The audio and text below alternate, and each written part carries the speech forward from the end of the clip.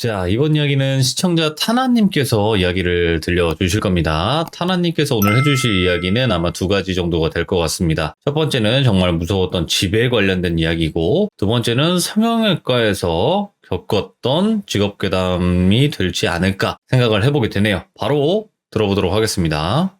네, 여보세요? 안녕하세요. 네, 안녕하세요. 타나님 반갑습니다.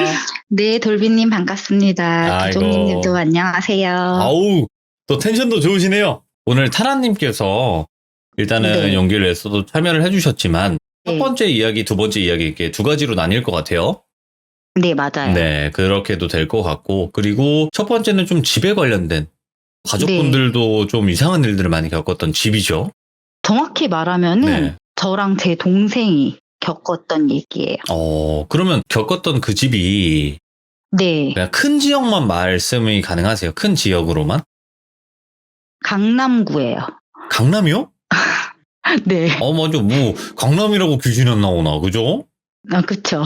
강남구. 네. 자, 그러면 네, 바로 한번 도대체 어떤 일이 있었는지 편안하게 이야기해 주시면 될 것 같습니다. 자, 네. 그러면 가도록 할게요. 렛츠 고! 기르십니다. 렛츠 기릿!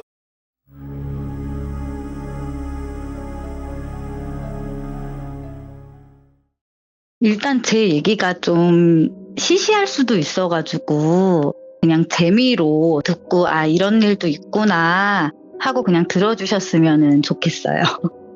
저희는 3남매인데 어머니 혼자 저희를 키우시느라 그렇게 형편이 좋지가 못했어요.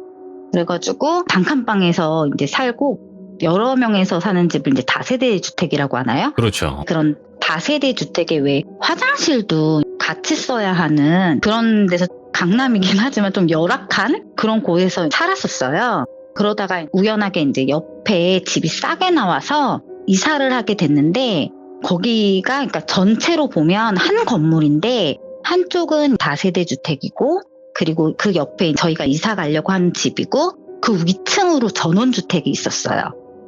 근데 저희가 그 옆으로 이사를 가는데 일단 그 집을 딱 처음에 봤을 때 굉장히 어둡고 좀 침침한 느낌이었는데 그래도 어쨌든 저는 저희가 단독으로 쓰는 집이고 일단은 화장실을 저희가 쓸 수 있다는 게 너무 기쁜 거예요. 행복하지. 예. 그게 별거 아닌데 그 당시는 그 화장실이 저희 가족만 쓸 수 있다는 게 너무너무 기뻤어요. 그래가지고 그 어둡고 침침한 느낌은 그렇게 중요하지 않고 너무 좋았는데 그 집 구조가 굉장히 좀 특이했어요. 이렇게 딱 들어가면 일단 집이 전체가 다 그 시멘트 같은 느낌? 네. 그리고 약간 동굴 같았어요. 빛이 하나도 안 들어오고 대문을 딱 들어가면 오른쪽으로 화장실이 있고 앞에는 약간 창고 같은 느낌이고 옆으로 돌아가면 복도식으로 방 하나 있고 부엌 있고 다시 방 하나 있고 근데 이제 빛이 안 들어오고 그 부엌 쪽에만 천장이 뚫려 있어요. 예. 거기가 이제 위에 왜 전원주택이 있다 그랬잖아요.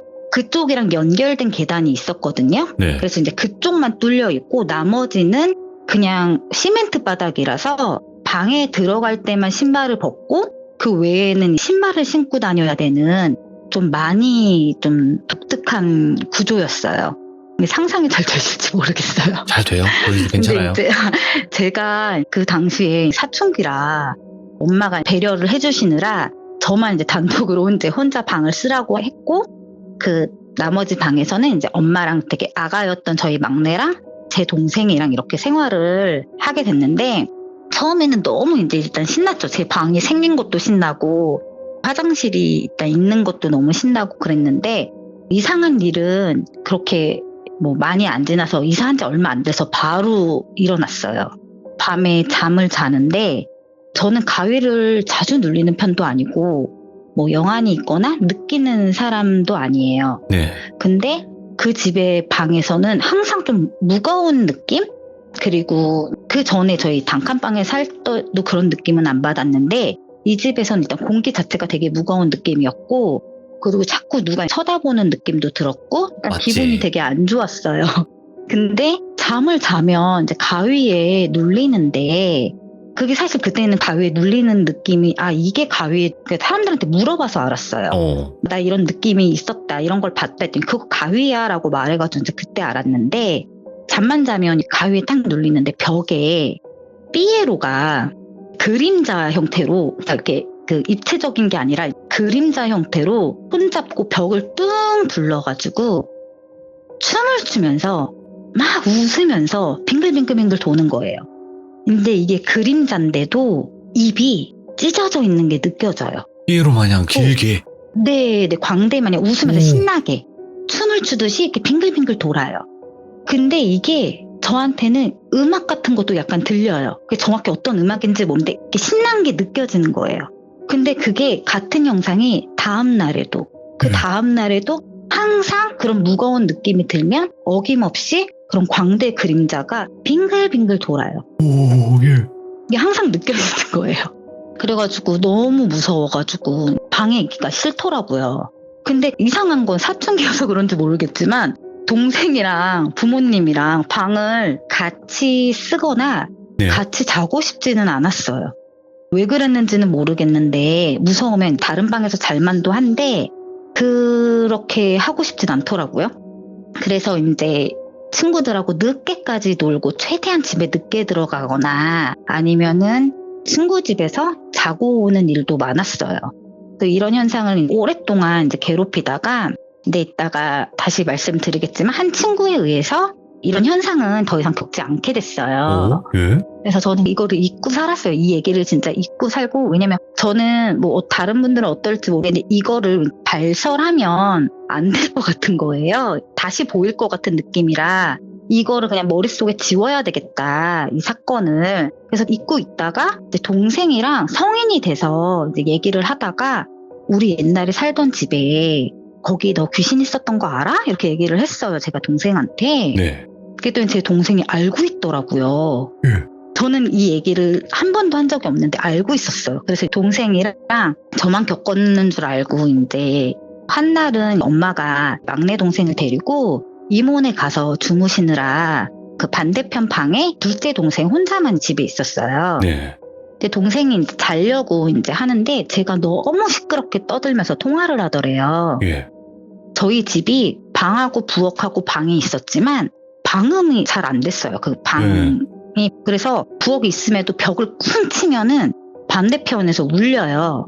그래갖고 가끔 가다 이제 일어나기 귀찮으면 막 벽 두드리면서 일로 오라고 막 툭툭 치기도 하고 그랬거든요.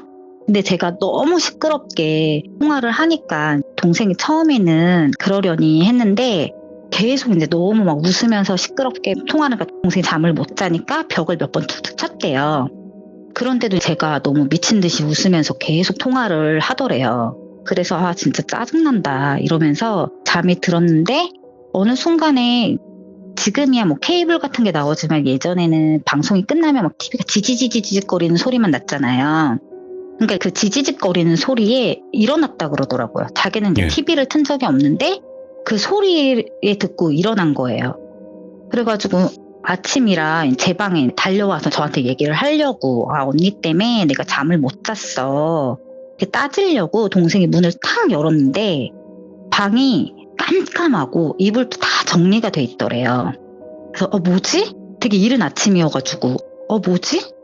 이상하네? 이러고 동생이 이제 엄마한테 전화해서 엄마 언니가 어제 밤에 친구들하고 너무 시끄럽게 통화해가지고 나 잠 한숨도 못 잤다.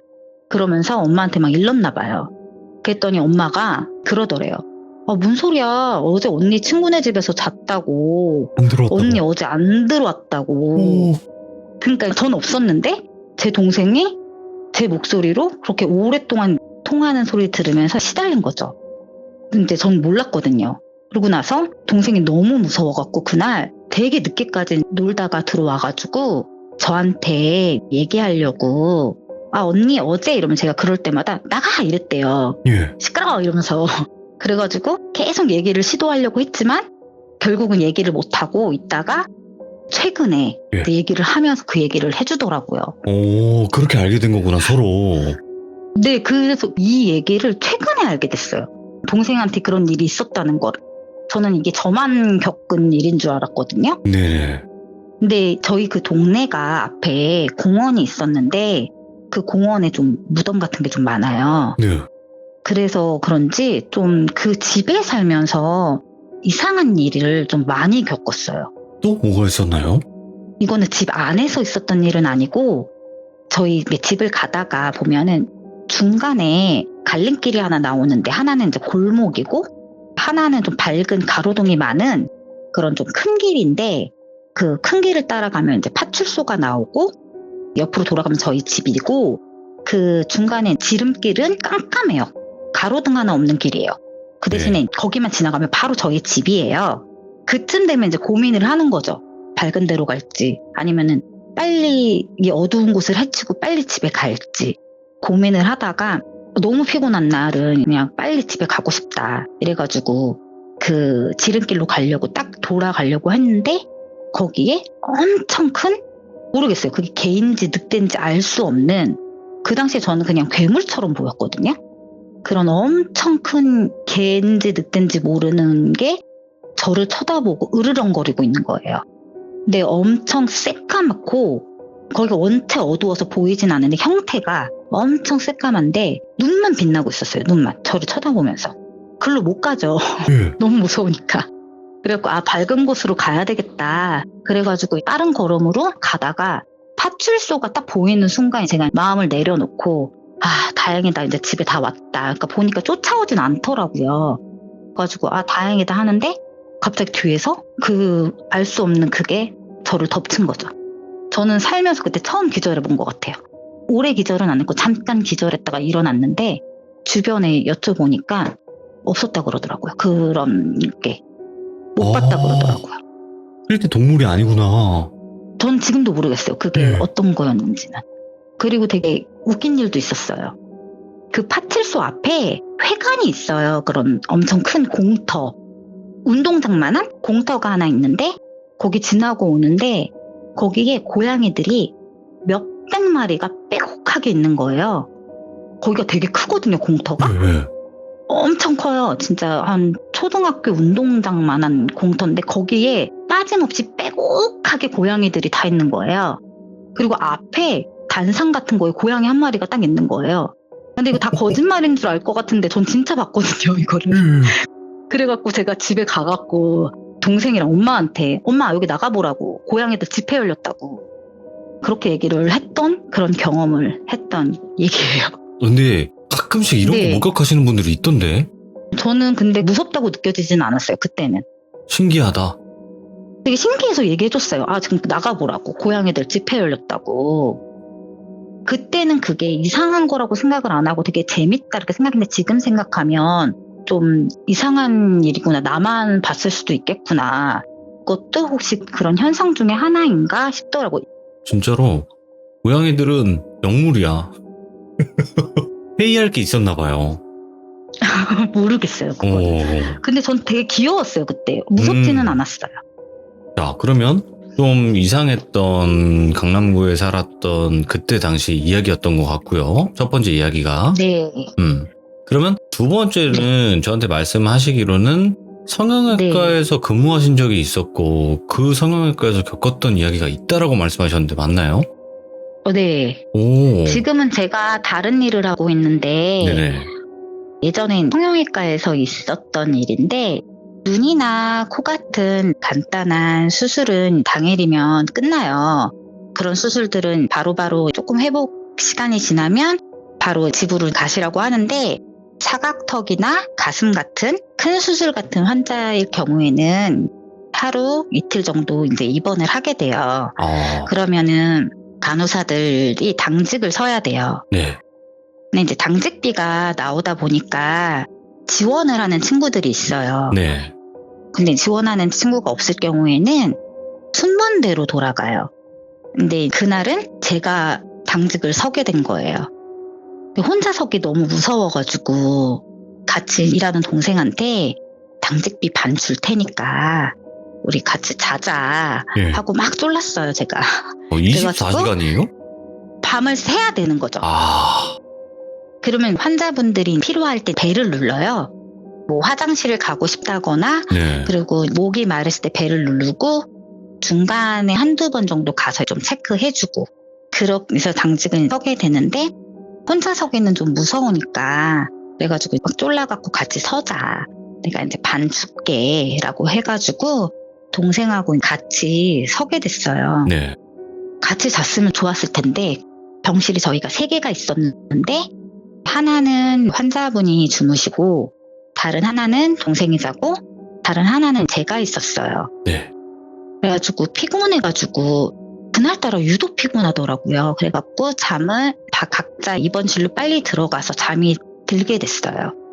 근데 잠이 들랑말랑 하고 있는데 자동문 열리는 소리가 들리는 거예요. 그러더니 누가 들어왔는데 가만히 듣고 보니까 같이 일하는 동생들이었어요. 저희 병원 간호사 친구들이 한 5명, 6명 정도 있었는데 나이대도 다 비슷비슷하다 보니까 좀 많이 친하게 지냈었거든요. 그래서 얘네들이 놀다가 우리 둘이 당직을 선다니까 잠깐 왔나 보다 했어요. 네. 목소리를 들어보니까 옆에 동생도 일어났더라고요.